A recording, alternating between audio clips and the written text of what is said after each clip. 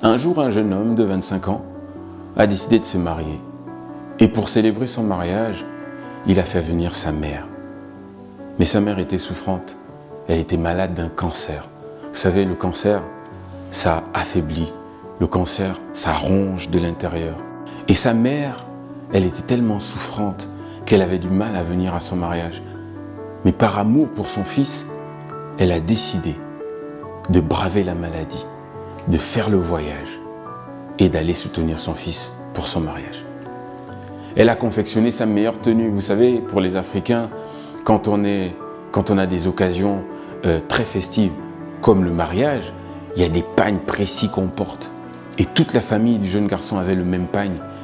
Et sa mère aussi. Elle a fait sa meilleure tenue. Et quand elle est arrivée, elle a pris son fils et elle est rentrée avec lui dans l'église. Qu'est-ce que c'était magnifique. Qu'est-ce que c'était émouvant. Une maman malade rentre avec son fils dans l'église pour le jour du mariage de ce dernier, pour l'honorer. Toute la foule était émue de compassion. C'était tellement beau. Puis, une fois la cérémonie terminée, la maman n'a pas pu rester pour faire la grande fête le soir parce qu'elle était vraiment fébrile et elle a décidé de rentrer. Le fils est resté. Il a fait la fête avec la famille, il a fait la fête avec son épouse. Après le mariage, le jour du mariage, il est rentré et il a continué à célébrer quelques jours plus tard. Puis il est rentré, il est allé dans ses occupations. Il avait une très grande vie d'église, il s'occupait des gens, il avait beaucoup d'aspirations. Un temps est arrivé et il s'est souvenu que sa mère était souffrante. Il a décidé d'aller la voir, mais c'était trop tard. Au moment où il est allé, sa mère était morte. Ce jeune homme, c'est moi. Lorsque j'avais 25 ans, la dernière fois que j'ai vu ma mère en vie, c'était le jour de mon mariage. La dernière fois que je lui ai dit au revoir, sans savoir que c'était le dernier, c'était le jour de mon mariage. Ensuite, j'ai pris du temps pour savourer.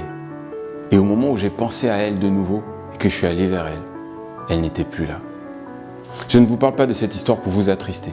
Je ne vous parle pas de cette histoire pour vous apitoyer. Je vous parle de ça pour vous dire que parfois dans la vie, on a des choses légitimes qui nous occupent. Le mariage, le travail, la vie de tous les jours, nos enfants. C'est tellement légitime. Nos aspirations, nos ambitions, notre pain. C'est tellement légitime qu'on en oublie les fondamentaux. Aimer, partager, donner, soutenir, prendre un temps pour faire attention aux autres, pour donner de l'attention, prendre un temps pour donner de l'amour, prendre un temps pour dire je t'aime, prendre un temps pour regarder son frère et dire qu'est-ce qui te manque, qu'est-ce que je peux t'apporter. Nous, on est malheureusement et parfois inconsciemment tournés vers nous et nos plaisirs. Je donnerais tout aujourd'hui pour pouvoir dire au revoir à ma mère autrement. Je donnerais tout aujourd'hui pour repartir en arrière et prendre juste un moment, mettre une pause dans mes activités, dire stop à ce qui me fait plaisir pour me tourner vers ce qui fait plaisir aux autres. Dire stop à ce qui m'a épanoui à ce moment-là pour me tourner vers ce qui pouvait être l'épanouissement de ma mère, c'est-à-dire de voir son fils une dernière fois lui dire au revoir. Alors toi aujourd'hui, il y a peut-être quelqu'un que tu gardes dans ton cœur, il y a peut-être quelqu'un qui t'a offensé, il y a peut-être quelqu'un qui a besoin de ton amour, il y a peut-être quelqu'un à qui tu dois demander pardon. Mais tu restes là, tu attends. L'avenir ne nous appartient pas. On ne sait pas de quoi demain est fait. Ne remets pas à plus tard ce que tu peux faire maintenant. Lève-toi, va voir ton frère, réconcilie-toi.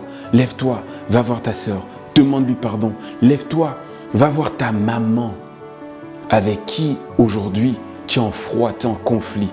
Tu n'as pas de raison légitime pour être en conflit avec la personne qui t'a donné la légitimité de venir sur la terre. Je répète, tu n'as pas de raison. Il n'y a aucune raison légitime pour justifier que tu sois en froid avec la personne qui t'a donné la légitimité de venir sur la terre. La Bible, ce livre que je lis et auquel je crois, nous dit d'honorer nos parents. Honore ton père et ta mère. Elle ne dit pas à condition que ton père et ta mère soient exemplaires. Elle dit de l'honorer. Alors maintenant, c'est maintenant, pas demain. C'est maintenant qu'il faut prendre le temps de manifester de l'amour, de l'humilité, du pardon. N'attends pas qu'il soit trop tard. Aimons-nous maintenant.